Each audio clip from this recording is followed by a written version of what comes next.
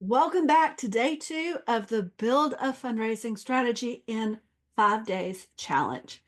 Yesterday, we set your fundraising goal, how much you need to raise, and where that money will come from. But fundraising isn't just about numbers, it's about people. Money doesn't magically appear. You have to build relationships with donors who believe in your mission and want to see it succeed. So that's why today's focus is on your donor strategy. Because if you don't know who you're asking, then you'll be stuck guessing where your funding will come from. So by the end of today, you'll know one, who your donors are, both current and potential. Two, where to find new donors to expand your base.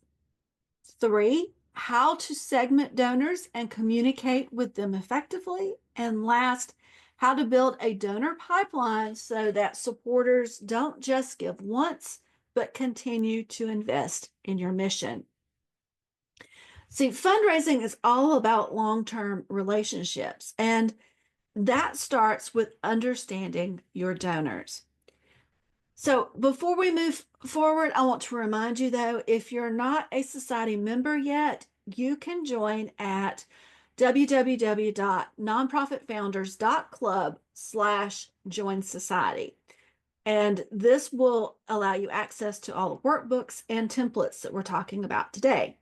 Standard and all access pass members, whether you're monthly or annual, get the workbooks. And then all access pass members, no matter if you're monthly or annual, will also get the templates. All right. So now let's dive in to today's lesson. All right. So the first step we're going to do is to understand your donor landscape. Now, this matters because many nonprofit leaders try to raise money from everyone instead of identifying who is most likely to give. And not all donors are the same. Some give once and never again, while others become lifelong supporters. So when you understand your donor landscape, you can stop wasting time on people who aren't likely to give.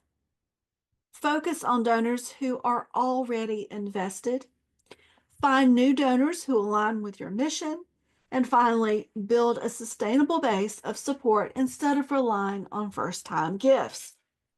All right, so let's get into the nitty-gritty. How do we actually access your donor landscape? All right, so first you're going to go and you're going to list your current donors. So you're going to identify who has given in the past year. Next, you're going to analyze giving patterns. How often do people give? Are these seasonal trends? And then last, you're going to identify funding gaps. So are you relying too much on one source of income? All right, so where are the gaps in your donor base? So let me give you some tips on where to find them. If you find you have an over-reliance on grants, you have a gap. So grants are great. Don't get me wrong. They are part of a healthy strategy, but they're limited and very competitive. Next, do you have few recurring donors? So do you have a lot of one-time donors, but not people who give more than once? Monthly givers provide sustainability, but many organizations don't prioritize them. So maybe it's time to start a monthly giving program. Or maybe you don't think you have any major donors or not enough major donors.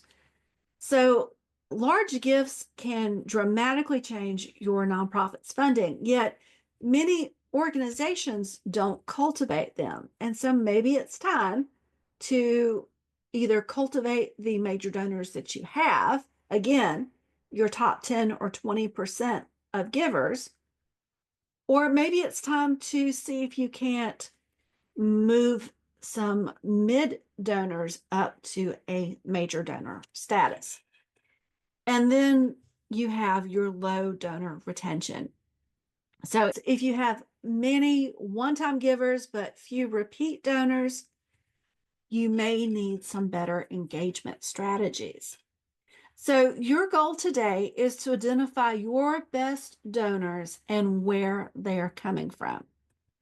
All right, so if you have the workbook, then you're going to complete the donor landscape worksheet by listing your donors, their giving frequency, and identifying any gaps. All right, let's move on to step 2. So these are the 3 donor groups that you need to focus on. And so this matters because many nonprofits focus too much on one-time donors, making fundraising unpredictable. A sustainable nonprofit needs a mix of donor types to create financial stability. So without balancing different donor types, nonprofits face cash flow instability, constant donor acquisition struggles, and difficulty planning for long-term impact.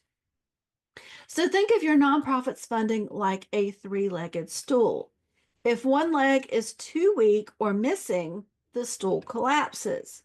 By having a diverse mix of donor types, you ensure your nonprofit remains financially stable, even if one revenue stream takes a hit. All right, so let's look at the 3 essential donor groups. So number 1, those are major donors. These are large one-time or annual gifts. They can be 20 to 30% or more of your total revenue. So these donors provide significant financial support, often covering large expenses or funding entire projects. They also bring credibility to your nonprofit when attracting new donors. All right, so let's talk about how to cultivate them. You're going to build personal relationships, offer exclusive updates, and show clear impact of their contributions.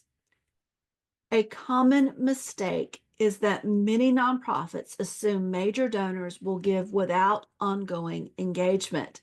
So instead, create a long-term stewardship plan with personalized interactions. All right, the next group is recurring donors. They are the monthly or repeat givers that provide sustainability. Now, these people provide reliable, predictable income that helps cover operating expenses, salaries, and program costs. A strong base of recurring donors means your nonprofit is never fully reliant on large gifts or events. So, how do we cultivate them? You set up monthly giving programs, provide specific donor perks. So maybe that's behind the scenes access, impact stories, that kind of thing. And then you're going to highlight the power of their ongoing contributions. Common mistake I see is that many organizations only focus on acquiring new reoccurring donors but fail to retain them. Regular engagement, updates, and appreciation messages are key to keeping them committed. And last, we have our event and campaign donors. These are one-time givers who can be converted into long-term supporters. Now, while these donors may initially give for a single campaign, they can be nurtured into repeat givers with the right follow-up strategy. So to cultivate them, you're going to ensure you capture their information during events and follow up with personalized engagements. This can be thank you messages, behind the scenes updates, and invitations to future campaigns. Now, a common mistake is that many nonprofits forget to re-engage these donors after an event, losing potential future support. So, your goal is to ensure your donor mix includes all three groups to avoid funding instability. A well-balanced fundraising strategy incorporates all three donor types, providing both short-term wins and long-term sustainability. All right, if you have the workbook, you are now ready to use the donor segmentation worksheet to categorize your current donors into these three groups. And if you don't have the workbook, you can still write down the three groups and put your donors into one of these three groups. All right, step 3, where will new donors come from? So even if your nonprofit has a solid donor base, donor attrition is inevitable. Some people move, financial situations change, and priorities shift. If you're not actively bringing in new donors, your funding will eventually shrink. So, to create long-term financial sustainability, your nonprofit must have a continuous pipeline of new donors who can be nurtured into long-term supporters. So think of it like a garden. You can't just plant once and expect growth forever. You have to keep planting new seeds while caring for the plants you already have. So in fundraising, those seeds are potential donors. So here are the 2 biggest mistakes nonprofits make in donor acquisition. Number 1, focusing too much on cold outreach. Many nonprofits try to get brand new donors from the general public without first leveraging their existing networks. Cold outreach can work, but it's time consuming and very expensive. Next, not capturing and engaging event and first-time donors. Many organizations successfully bring in one-time donors through events or campaigns, but fail to follow up and convert them into repeat donors. So the best approach, leverage your warmest connections first while building long-term strategies for outreach. All right, so let's talk about how to find these new donors. So let's talk about the first group, finding your major donors. So these can be your board and your network. So board members should introduce you to potential donors in their circles, encourage them to host small gatherings to make direct asks. Next, your past donors who gave large gifts. So identify who has given significantly before and deepen those relationships. And remember, it depends on the organization. A significant gift to your organization can be $100 if you're small or $10,000 if you're big. So, make sure that you are thinking in terms of your organization and what a significant gift looks like for your organization. All right. Now, your local business leaders and foundations. So research which businesses and foundations in your area support similar causes. You're going to attend networking events and build relationships before making an ask. This is where if you have a foundation, a local foundation that maybe does trainings or things like that, get into their trainings because then you start to create relationships with those foundations. All right. And last, your existing major donors as ambassadors. If you have a few major donors, ask them to introduce you to others in their network.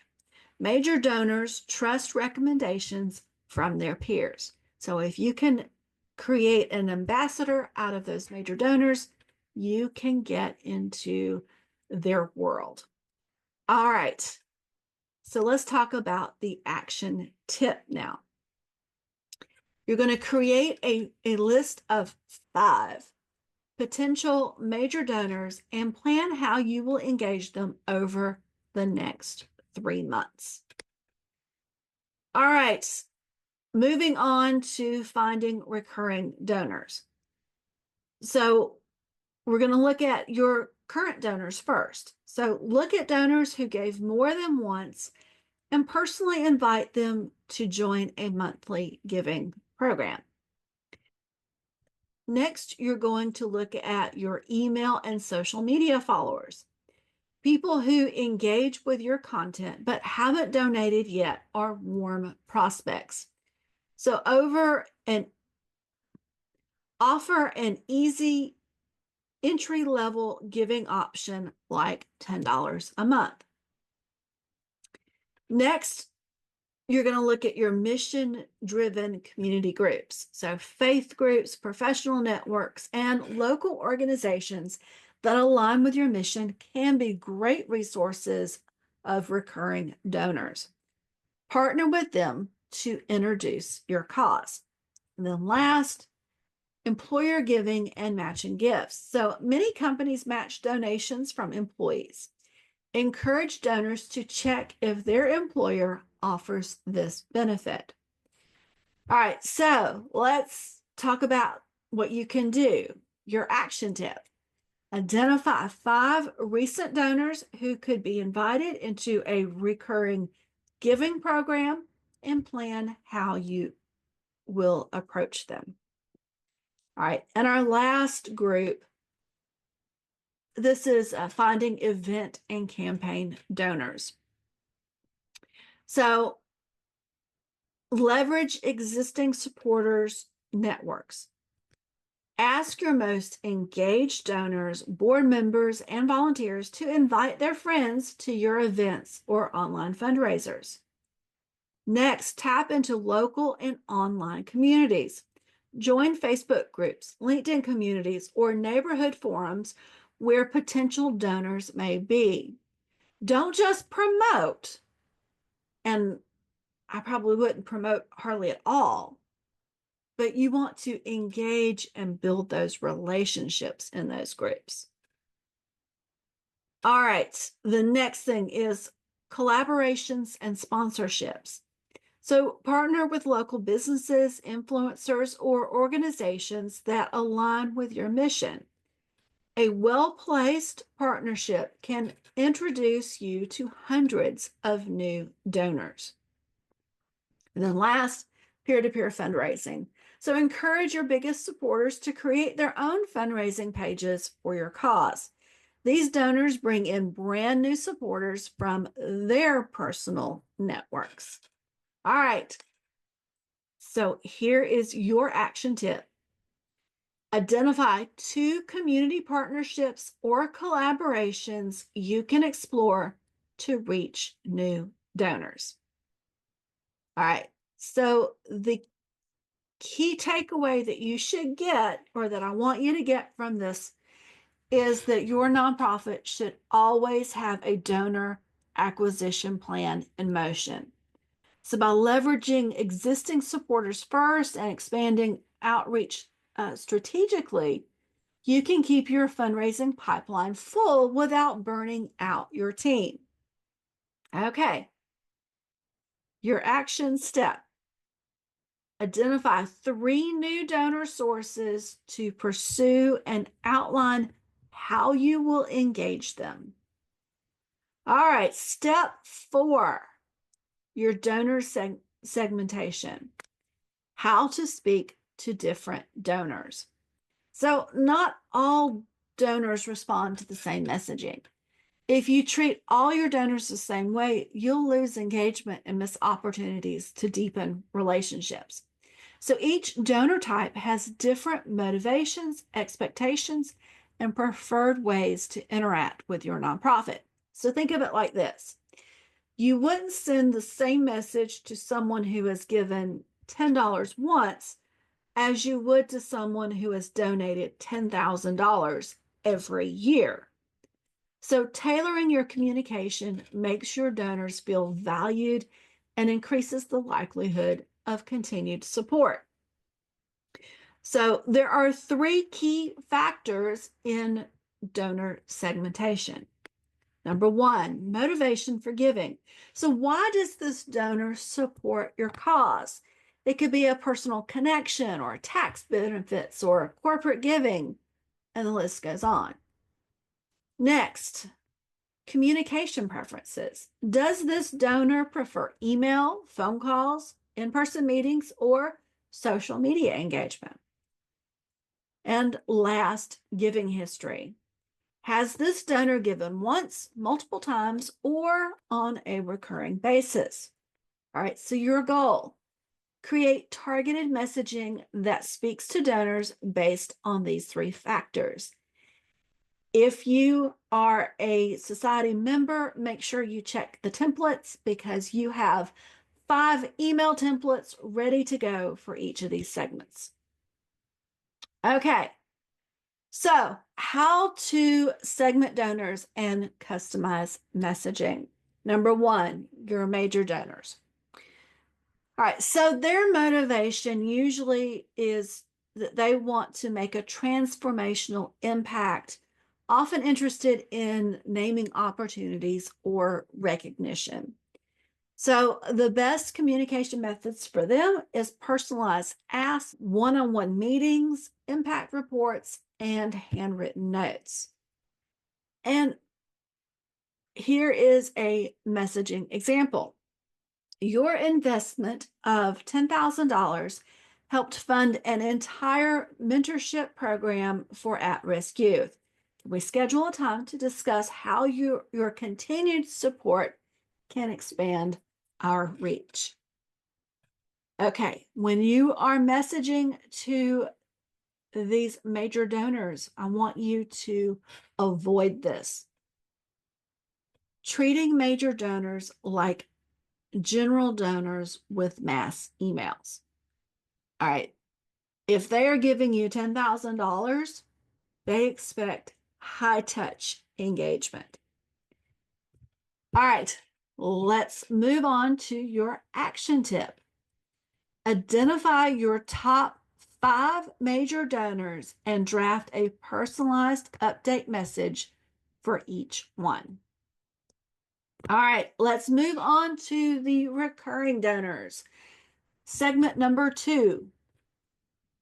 Their motivation is that they want to provide ongoing support, they believe in consistency, and they prefer easy and automated giving.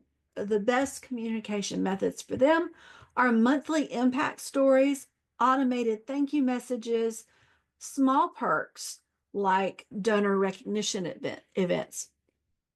Let me tell you, these donors typically don't want big gifts because they'd rather the money go to the organization and your mission.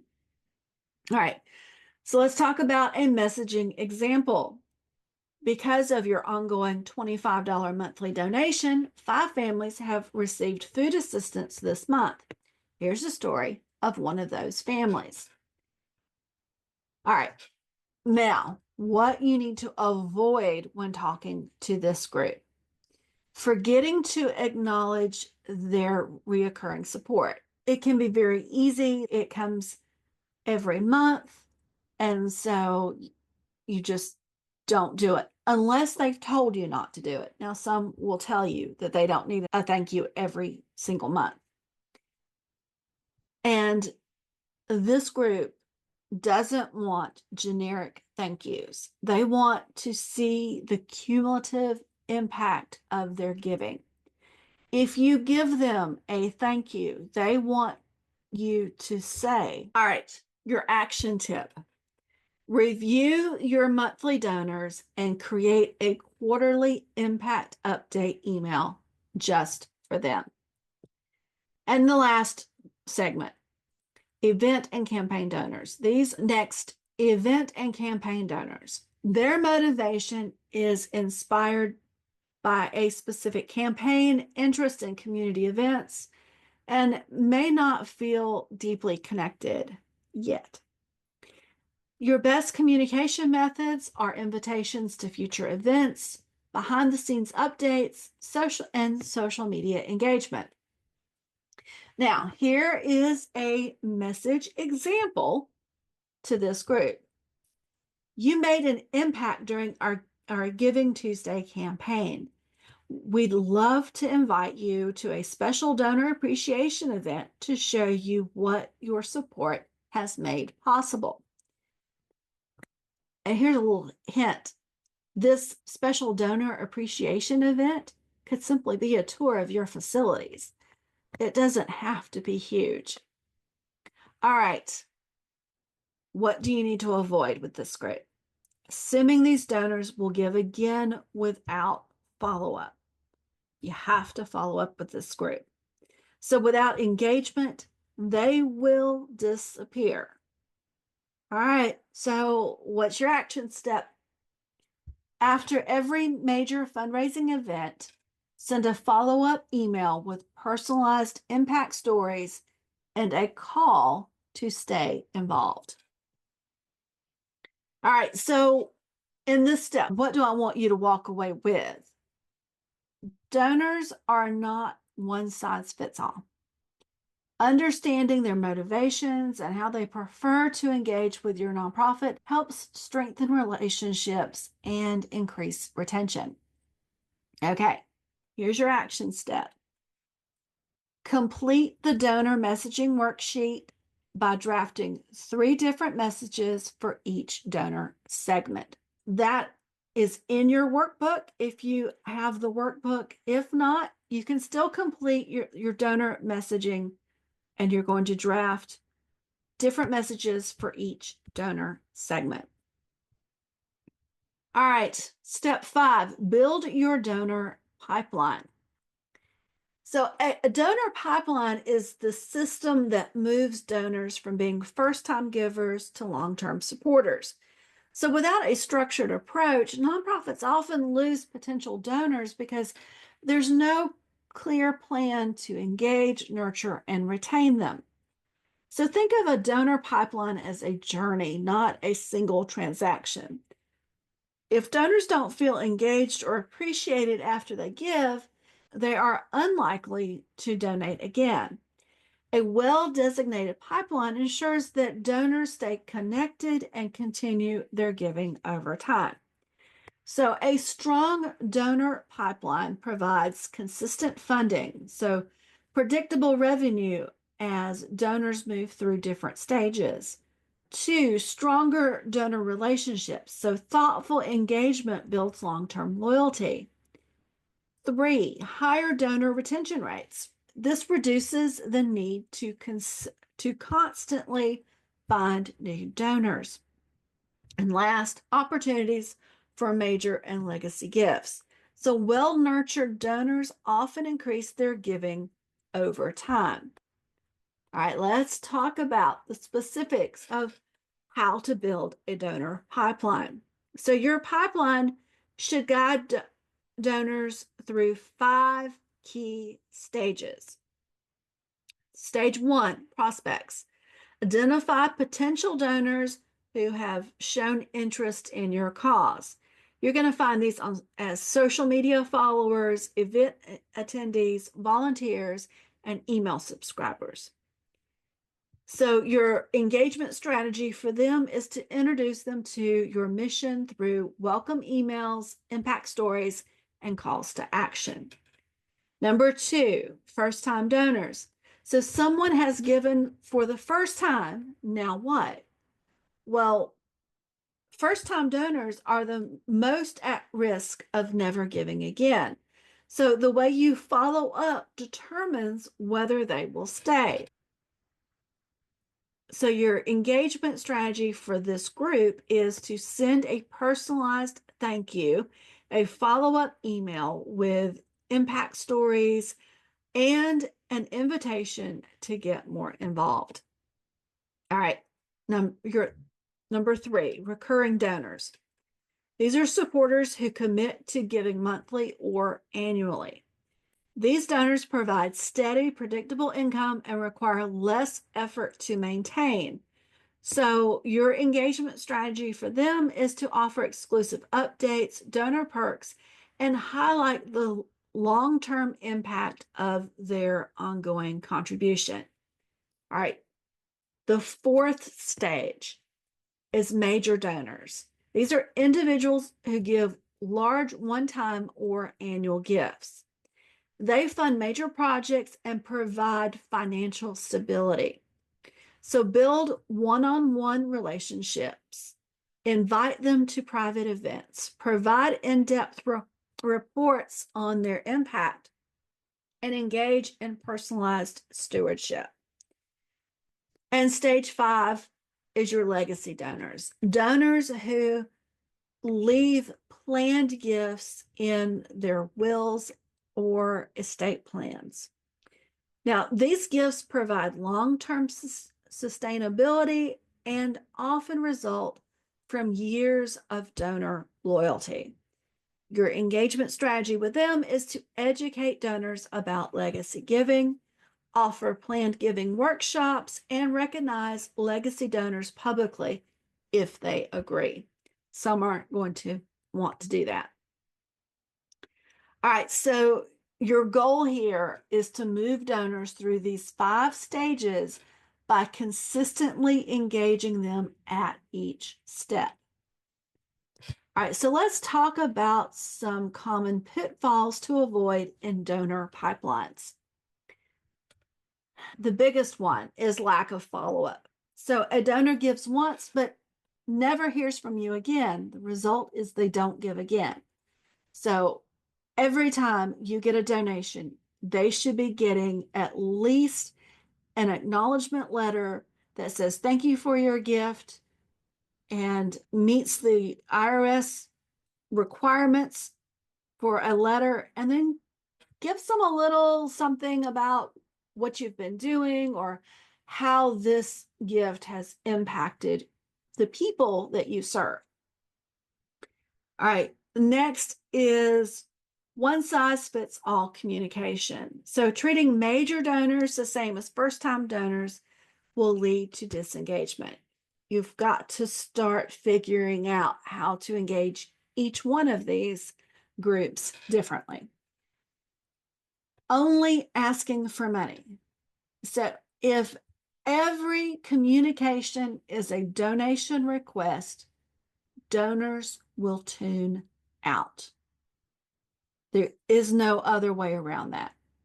So you're going to provide value and show impact before asking again. There's actually this rule that says that for every ask, there needs to be 3 follow-ups, 3 thank yous. So 3 other kinds of communication in between each ask. And that is a pretty good rule. All right, then the last thing I'm going to talk about is you have no tracking system. So if you don't track donor interactions, you'll miss opportunities to move them to the next stage. So you can use a CRM or even just a donor spreadsheet. If you don't have many donors, you can use a spreadsheet and just keep track of when donors give, when you call them, if there's a thank you note that goes out, whatever interactions you do, make sure you're tracking them so that you can see when you've been communicating with the donor and when a donor is kind of gone silent so that you can re-engage them. Okay, so your action step is to fill out the donor pipeline worksheet if you have the workbook. This will map out how you will move donors from first-time givers to repeat supporters. All right, we have covered a lot of important information today. Now, let's put it into action. So download today's worksheets and workbook and identify who your donors are and categorize them. So either major, recurring, or event. List 3 donor sources you want to tap into, and then outline how you'll reach each donor type. All right. So I want to know, what's the biggest challenge you have in finding new donors? Drop the comment below, and we will talk about that in the comments. All right, tomorrow we'll tackle selecting your best fundraising activities so you can raise money in a way that fits your capacity and audience. So I'll see you in day 4.